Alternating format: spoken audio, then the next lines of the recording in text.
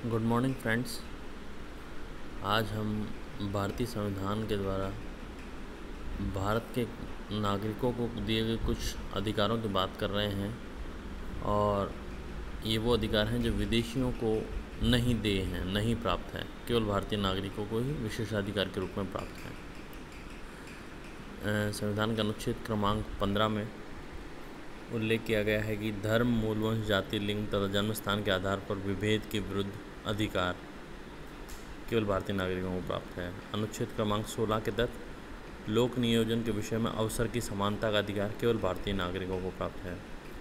अनुच्छेद 19 के तहत वाक और अभिव्यक्ति की स्वतंत्रता, सम्मेलन, संघ या संगम बनाने, आबाद संचरण, किसी भी भाग में बस जाने तथा कोई भी वृत्ति अपनाने का अधिकार भारतीय नागरिकों को प्राप्त है। अनुच्छेद 19 के तहत अगला है अनुच्छेद 29 एवं 30 के तहत संस्कृति और शिक्षा संबंधी अधिकार केवल भारतीय नागरिकों को प्राप्त है।